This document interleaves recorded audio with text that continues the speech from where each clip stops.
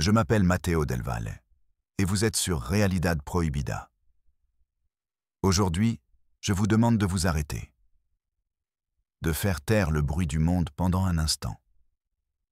L'histoire que vous allez entendre n'est pas une fiction destinée à vous divertir. C'est un morceau de vie arraché de force, une blessure qui continue de suinter au cœur du Mexique. Dans une terre vendue au monde comme un paradis, aujourd'hui, nous allons parler d'un secret de famille, de ceux qui se développent comme de la moisissure sur les murs, invisible, jusqu'à ce que l'odeur de pourri devienne insupportable. Une histoire de confiance trahie dans le lieu le plus sacré, le foyer. Si vous pensez être en sécurité entre vos quatre murs, cette histoire vous montrera à quel point cette sécurité est fragile.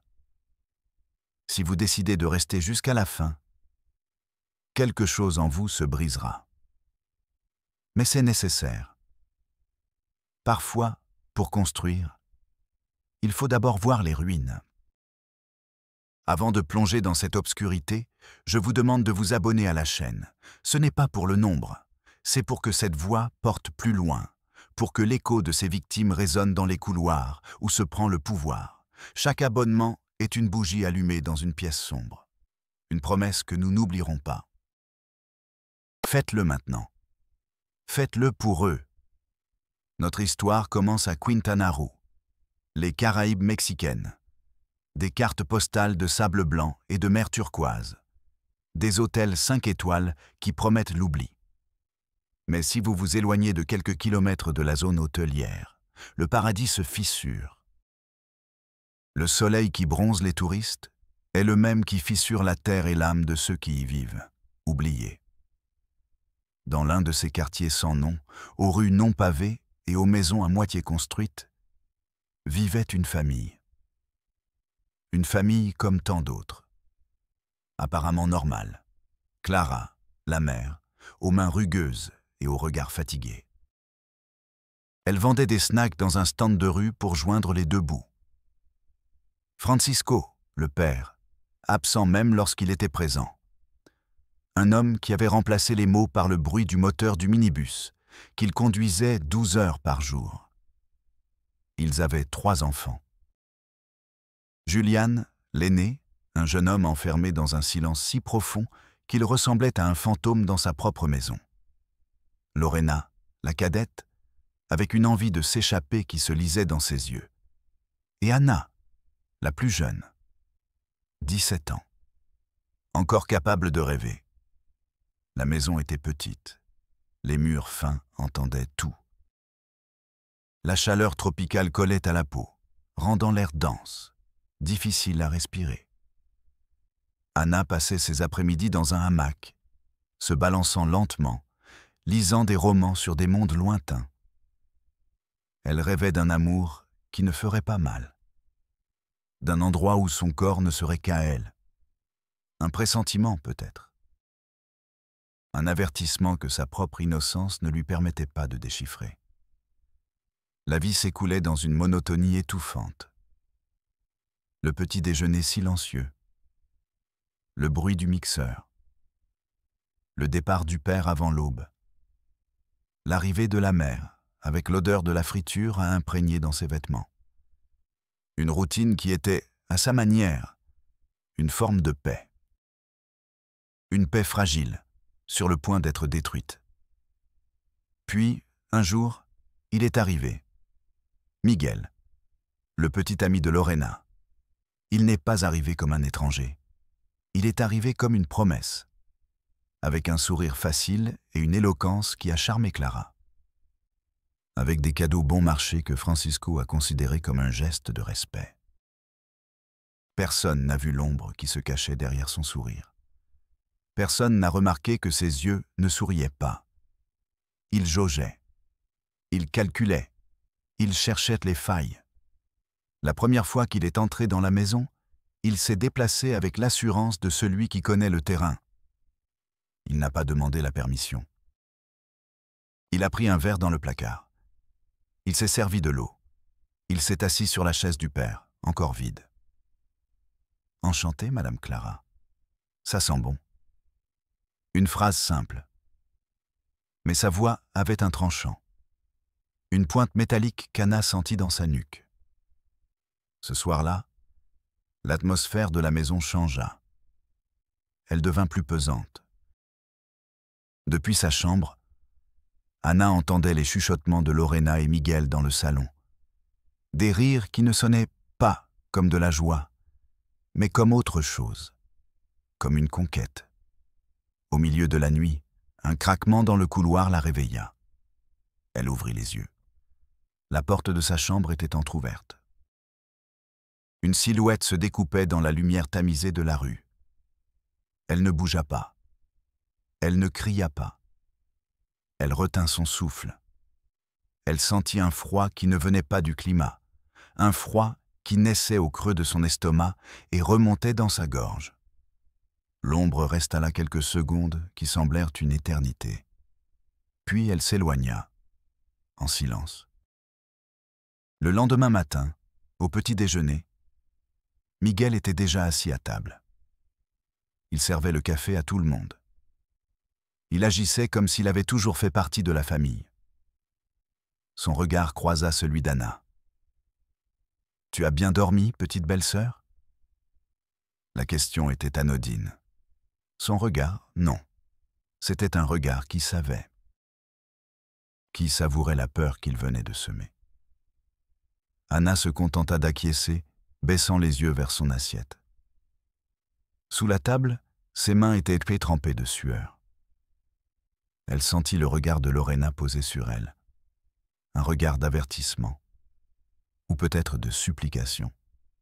Les semaines qui suivirent furent une leçon de terreur psychologique. Miguel ne faisait rien ouvertement. C'était un maître de l'agression subtile. Une remarque sur le corps d'Anna faite sur le ton de la plaisanterie devant tout le monde. Un effleurement accidentel dans le couloir étroit. Se tenir trop près d'elle. La fixer du regard jusqu'à ce qu'elle détourne les yeux. De petits actes d'intrusion. De petits rappels de son pouvoir. La famille ne voyait rien, ou ne voulait rien voir. Ils étaient éblouis par le bon parti que Lorena avait trouvé. Un homme travailleur, un homme qui l'aimait. Un samedi après-midi, la lampe de la cuisine clignota puis s'éteignit. Clara se plaignit. « Anna, appelle Miguel. Il s'y connaît dans ce domaine. » Anna se figea. Son cœur se mit à battre fort. Miguel apparut dans l'embrasure de la porte de la cuisine, en train de s'essuyer les mains. Il sourit. « Ne t'inquiète pas, belle maman. On est là pour ça. » Il traîna une chaise sous la lampe. Il grimpa dessus. De là-haut, il avait une vue imprenable, une vue. Il regarda Anna, qui était restée figée près de la porte. « Passe-moi la pince, belle-sœur. Elle est là, dans la boîte. » Sa voix était un murmure autoritaire. Anna obéit. Ses mains tremblaient lorsqu'elle lui tendit l'outil. Leurs doigts se frôlèrent. La peau de Miguel était froide, humide. « Tu n'as pas peur du noir, n'est-ce pas » dit-il en dévissant l'ancienne ampoule. La cuisine fut plongée dans l'obscurité pendant un instant. Seule la lumière du patio arrière dessinait leur silhouette. Dans cette brève obscurité, Anna sentit l'air s'épaissir. Elle pouvait entendre sa propre respiration, forte et saccadée. Miguel descendit de la chaise. Au lieu de s'écarter, il resta devant elle, lui bloquant le passage. Ils étaient très proches. Trop proches. Anna pouvait sentir l'odeur du savon bon marché et autre chose. Une odeur aigre, animale. Il effleura son bras du dos de sa main. C'est bon. Comme neuve. Le contact fut comme une décharge électrique. Anna recula d'un bond et heurta le cadre de la porte. Miguel eut un petit rire. « Du calme, ma belle. Je ne mords pas, à moins qu'on me le demande. » Il sortit de la cuisine, la laissant là, tremblante, le cœur battant à tout rompre et un profond dégoût s'installant en elle. Cette nuit-là, elle ne put dormir. Chaque craquement dans la maison était Miguel s'approchant de sa porte. Chaque ombre, sa silhouette. L'enfer avait commencé et elle semblait être la seule à s'en rendre compte. La maison était devenue un piège. Anna commença à mesurer ses mouvements. Elle ne sortait pas de sa chambre s'il était dans le salon. Elle attendait que tout le monde s'endorme pour aller aux toilettes. Elle commença à sentir le goût métallique de la peur en permanence dans sa bouche. Un jour, elle trouva Lorena en train de pleurer en silence dans le jardin, dos à la maison. Elle avait des marques rouges sur les poignets, comme si quelqu'un l'avait saisie trop fort. « Laure, tu vas bien ?» demanda Anna en s'approchant prudemment. Lorena essuya brusquement ses larmes. Elle se retourna, le visage dur, méconnaissable. « Ce n'est rien. On s'est disputé. C'est normal dans un couple. Ces marques ne sont pas normales. »« Tu ne sais rien de l'amour, » rétorqua Lorena. « Miguel est un homme bien. Il va parfois trop loin, mais il m'aime. Il prend soin de moi. » Elle se leva et partit, laissant Anna seule face à une terrible vérité. Sa sœur n'était pas une victime aveugle. Elle était complice de sa propre destruction. La terreur franchit une nouvelle étape. Un soir, une fête fut organisée dans le quartier. Cumbia, néon, bière bon marché. La famille y est allée. Au milieu du bruit et de la foule, Anna a ressenti un besoin urgent de s'échapper. Elle s'est réfugiée dans les toilettes portables au fond du terrain. La file d'attente était longue, l'odeur insupportable. Lorsqu'elle est enfin entrée dans l'une des cabines, elle n'a pas remarqué qu'il l'avait suivie. La porte s'est fermée et le loquet a cliqueté. Mais ce n'est pas elle qui l'avait enclenché. Miguel était là, dans cette minuscule cabine malodorante. Son sourire était prédateur. « Tu croyais pouvoir te cacher de moi ?» Son haleine sentait le rhum et la victoire. Anna a senti le sol se dérober sous ses pieds. Le bruit de la musique à l'extérieur semblait lointain, comme s'il venait d'un autre monde. Elle poussa la porte. Elle ne bougea pas. « Chut !» siffla-t-il en posant un doigt sur ses lèvres. « Tu ne veux pas faire de scandale, n'est-ce pas ?» Anna se souvient par flash de ce qui s'est passé dans les minutes qui ont suivi, comme des photographies brûlées. Le plastique froid et collant du mur contre son dos. La douleur aiguë de ses doigts serrant ses bras. Sa propre respiration étouffée. L'odeur nauséabonde des produits chimiques de la salle de bain mélangée à sa sueur. Un cri qui s'est formé dans sa gorge, mais qui est mort avant de naître, écrasé par la panique. Quand il est sorti, il l'a laissé là, recroquevillé sur le sol sale. L'écho de son rire se mêlait à la basse de la cumbia. Anna est restée là pendant un temps qu'elle ne pouvait mesurer. Quand elle a finalement réussi à se lever, ses jambes ne la soutenaient pas. Elle est sortie. Personne ne l'a regardée. La fête continuait. Les gens dansaient. Le monde ne s'était pas arrêté. Seul le sien était brisé. Le lendemain matin, la lumière du soleil lui brûlait les yeux. Chaque bruit était une agression. À table, Miguel servit du jus d'orange à Clara. Il embrassa Lorena. Il agissait comme si de rien n'était. Lorsque ses yeux croisèrent ceux d'Anna, il lui fit un clin d'œil. Un geste infime. Une vie de torture. À partir de ce jour, Anna se scinda en deux. L'Anna qui allait à l'école et souriait. Et l'Anna qui, le soir, se blottissait dans son lit, souhaitant ne pas se réveiller. Elle commença à échouer à l'école, à s'endormir en classe. Elle osa parler une fois. À la conseillère d'orientation, une femme sur le point de prendre sa retraite, au regard perpétuellement fatigué. Anna a attendu que la salle se vide. Elle s'est approchée de son bureau. « Madame, je crois que j'ai besoin d'aide, » a-t-elle balbutié, la voix brisée. « Il se passe quelque chose chez moi. » La femme a levé les yeux de ses papiers, avec impatience. « Que se passe-t-il? Tes parents se disputent? Non. C'est mon beau-frère. » La conseillère soupira. « Écoute, Anna, tes résultats ont beaucoup baissé. Je sais que parfois, les jeunes inventent des histoires pour attirer l'attention. S'il s'agit d'un problème de drogue, nous pouvons t'orienter vers les services compétents. Mais ne viens pas avec des accusations aussi graves sans preuve. Un homme ne joue pas avec sa réputation comme ça. » Anna sentit un froid glacial la parcourir. Le mot « preuve » résonnait dans sa tête. Quelle preuve pouvait-elle fournir? Le goût de la peur? Le froid du mur de la salle de bain? Elle quitta le bureau en se sentant sale, exposée, humiliée. Elle n'était plus seulement une victime, elle était désormais aussi une menteuse. Le silence s'épaissit. Le cycle ne s'arrêta pas avec elle. Lorena tomba enceinte. Le mariage fut petit, précipité. Miguel s'installa définitivement dans la maison. Sa présence était désormais la loi. Le père, Francisco, semblait se recroqueviller chaque jour davantage.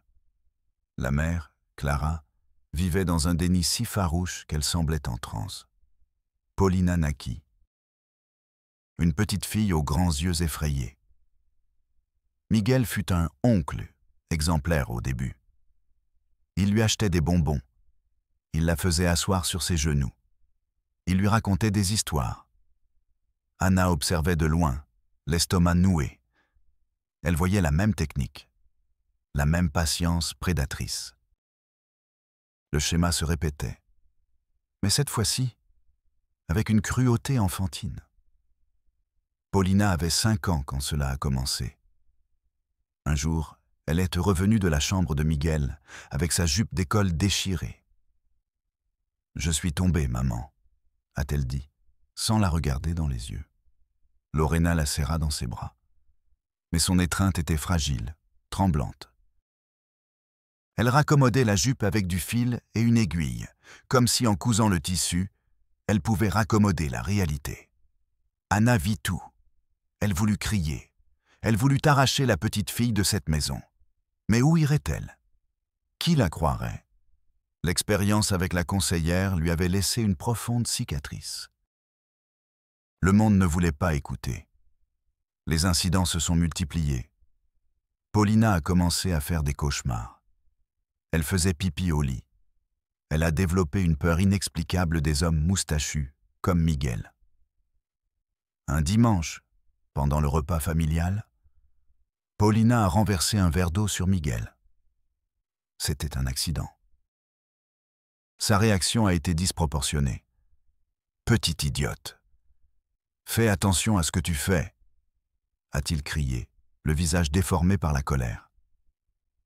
La maison est restée plongée dans un silence de mort. Francisco s'est éclairci la gorge et a continué à manger. Clara a ramassé les morceaux de verre sur le sol, sans dire un mot. Lorena a pris Paulina par le bras et l'a emmenée dans sa chambre. Le fonctionnaire a haussé un sourcil. Anna entendit le bruit d'une réprimande physique et les pleurs étouffés de la petite fille. Miguel remit de l'ordre dans ses vêtements. Il regarda Anna, qui l'observait avec un profond dégoût, et il sourit. « Les mineurs ont besoin d'une discipline », commenta-t-il, comme si c'était tout à fait naturel. Ce jour-là, Anna décida qu'elle ne pouvait plus rester une observatrice passive. La peur était paralysante, mais la culpabilité était plus intense. Elle commença son long et tortueux périple à travers les bureaux du gouvernement. Sa première tentative fut le DIF municipal. Elle arriva avec un dossier rempli de dessins de Paulina.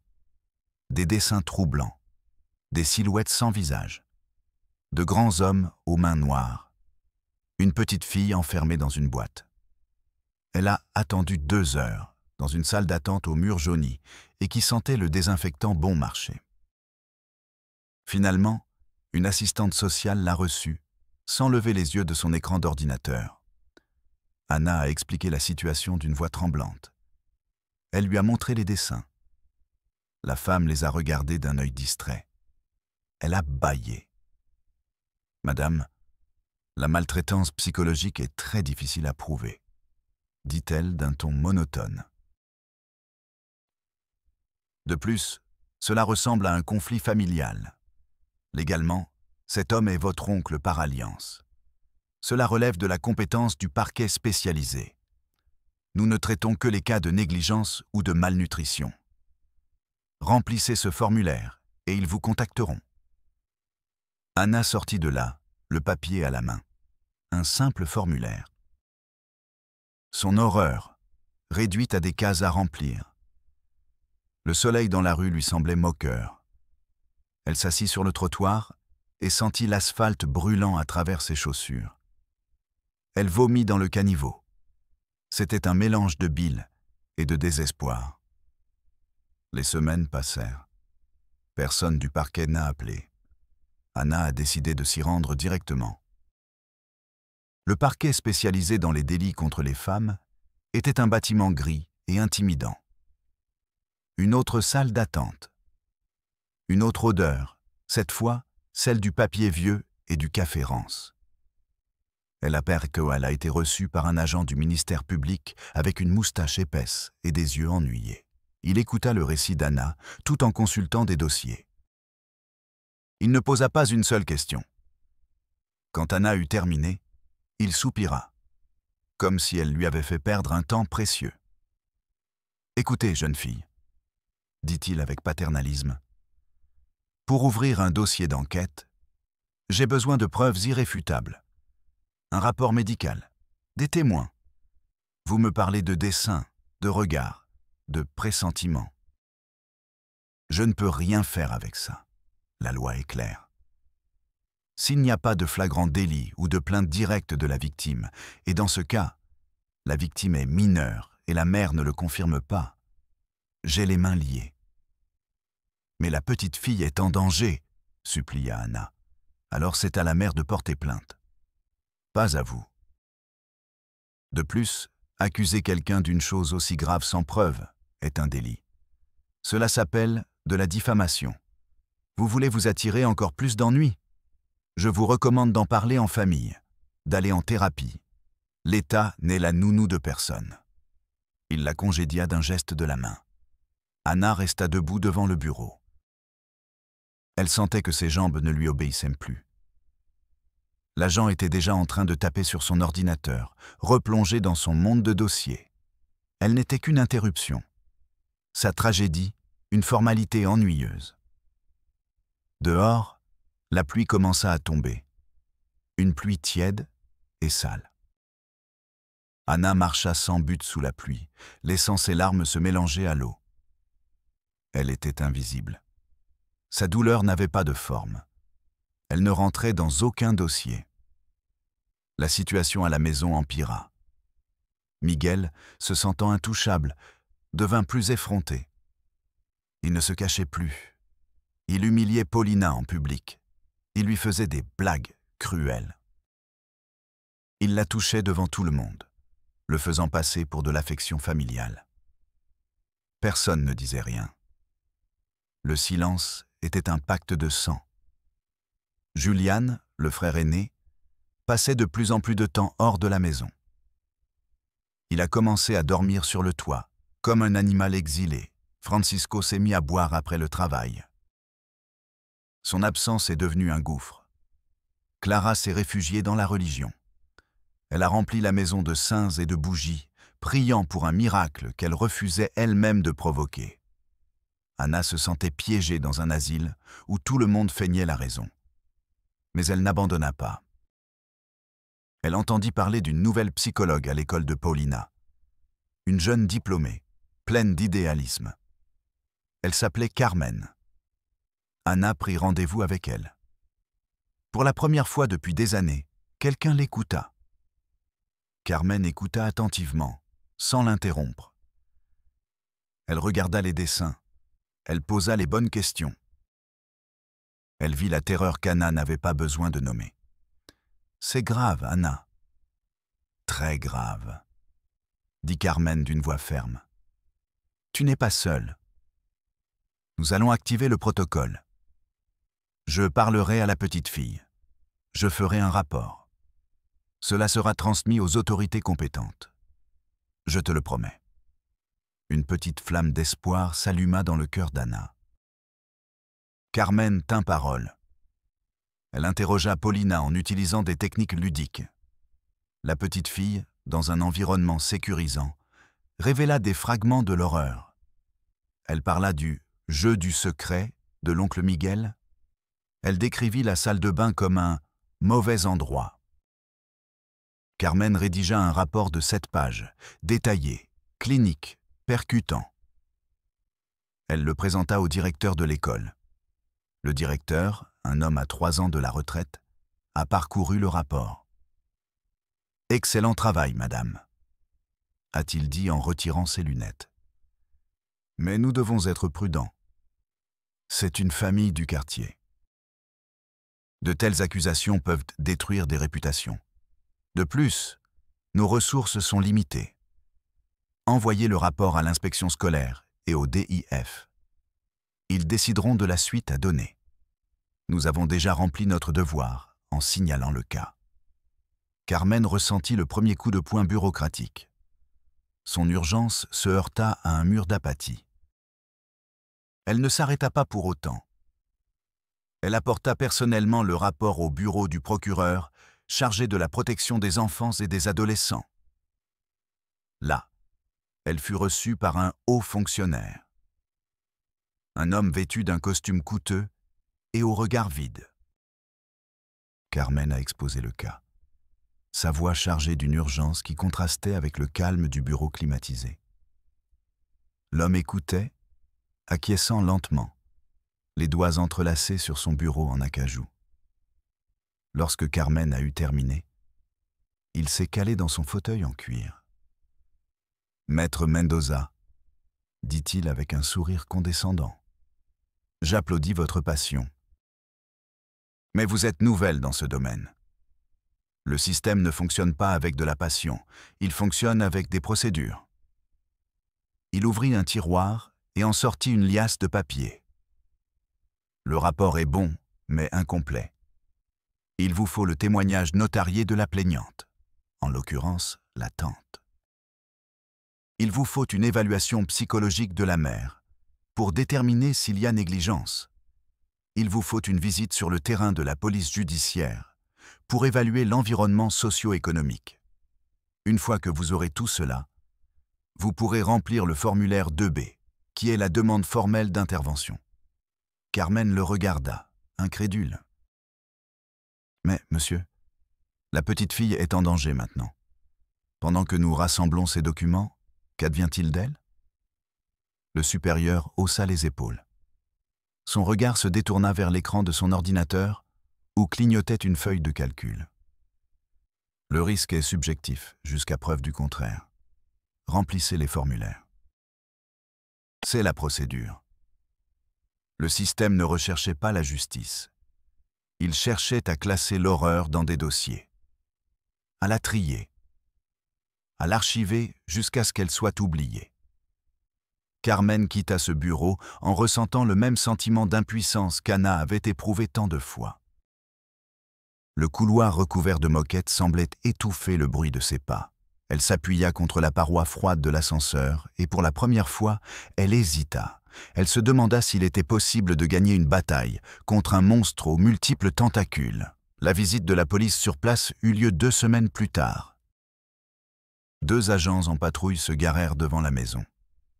Ils frappèrent à la porte. Personne ne répondit. Il était midi et la plupart des gens étaient au travail ou à l'école. Ils attendirent 30 secondes. L'un des agents se gratta la nuque. « Il n'y a personne. » Indique dans le rapport que les habitants n'ont pas été trouvés. Domicile vide. « Ne devrions-nous pas revenir plus tard » demanda le plus jeune. « Pourquoi ? C'est une affaire de famille. Partons, j'ai faim. » La voiture de patrouille s'éloigna, soulevant un nuage de poussière. Depuis la fenêtre d'une maison voisine, Anna avait tout vu. Elle avait pris un jour de congé pour les attendre. Elle vit leur seule chance s'évanouir au loin. Elle tomba à genoux dans le salon de sa maison. Le cri resta coincé dans sa gorge, un nœud de rage et de désespoir. Le cycle continua, désormais avec la bénédiction tacite de l'indifférence. Miguel devint le maître absolu de la maison et de ses habitants. La peur devint la norme. Les abus devinrent l'air que l'on respirait. Paulina cessa de parler. Elle communiquait par gestes, le regard perdu. Son petit corps se déplaçait dans la maison comme un automate. Une poupée cassée. Une nuit, Anna n'en pouvait plus. Elle entra dans la chambre de Lorena pendant l'absence de Miguel. « Co, sors ta fille d'ici », lui dit-elle d'une voix qu'elle ne reconnaissait pas comme la sienne. Elle était dure, froide. « Sors-la d'ici ou je te jure que je le tue. » Lorena la regarda avec des yeux vides. « Et où allons-nous aller? Qui va nous entretenir? Dehors, le monde est pire, Anna. Ici au moins, nous avons un toit. » « Ce n'est pas un toit, c'est une tombe. C'est ma vie, » dit Lorena en lui tournant le dos. « Ne t'en mêle pas. » Ce fut la dernière fois qu'elle tenta de la raisonner. Les années passèrent. Anna déménagea. Elle trouva une petite chambre dans un autre quartier. Mais elle ne pouvait pas échapper. Chaque nuit, elle rêvait de la maison. Des yeux de Paulina. Du sourire de Miguel. Paulina eut 11 ans. Lors de la fête, Miguel, ivre, a essayé de l'embrasser. Pour la première fois, la petite fille a réagi. Elle l'a repoussé de toutes ses forces. « Ne me touche pas !» a-t-elle crié. Une voix que personne n'avait entendue depuis des années. Miguel a trébuché et est tombé. Le sourire s'est figé sur son visage. Il s'est relevé, furieux. Il s'est approché d'elle. Et puis, quelque chose d'inattendu s'est produit. Julian, le frère silencieux, s'est interposé. Il s'est placé entre Miguel et Paulina. Il n'a pas dit un mot. Il l'a simplement regardée. Un regard chargé d'années de rage contenue. Miguel, pour la première fois, a reculé. Il a vu quelque chose dans les yeux de Julian qui l'a effrayé. La fête s'est terminée. Cette nuit-là, Julian a quitté la maison. Pour toujours. Personne ne savait où. La famille s'est complètement désintégrée. Francisco a perdu son travail à cause de l'alcool. Clara a développé une démence précoce, son esprit choisissant l'oubli comme seul moyen d'échapper à la réalité. Lorena a vieilli de 20 ans en 5 ans. Elle s'est retrouvée seule avec Miguel dans une maison qui était un mausolée de secrets. Et Paulina? Un jour, elle n'était tout simplement plus là. Lorena a dit aux voisins qu'elle l'avait envoyée vivre chez des parents éloignés, dans un autre état, pour qu'elle ait une vie meilleure. Personne n'a posé de questions. Personne n'a enquêté. La maison de la rue sans nom est toujours là. Les murs défraîchis, le hamac immobile dans la cour, un monument à l'horreur qui se produit en plein jour. Un témoignage de l'échec de tous, de la famille, des voisins, des enseignants, de la police, d'un système conçu pour ne pas voir, ne pas entendre, ne pas ressentir. Miguel n'a jamais été traduit en justice. Aujourd'hui, il sourit probablement dans une autre maison, avec une autre Lorena, à la recherche d'une autre Anna ou d'une autre Paulina. Car le cycle ne se brise pas tout seul. Il faut que quelqu'un crie, que quelqu'un rompe le pacte du silence. Cette histoire n'a pas de fin heureuse. Il n'y a pas de justice. Il n'y a pas de rédemption. Il n'y a qu'une question qui flotte dans l'air. Combien de maisons comme celle-ci existent actuellement? Combien de filles dessinent leur peur dans des cahiers que personne ne regarde? Si vous avez ressenti quelque chose en entendant cela, un nœud dans l'estomac, de la colère, de l'impuissance, n'ignorez pas ce sentiment. c'est l'humanité qui refuse de mourir. C'est la preuve que vous vous souciez encore. Utilisez ce sentiment. Partagez cette histoire. Parlez. Posez des questions. Ne prenez pas la normalité pour acquise. La plupart des monstres ne vivent pas dans les égouts. Ils vivent dans la maison d'à côté. Et ils se nourrissent de notre silence. Je suis Matteo Del Valle. Et rendez-vous dans la prochaine réalité interdite.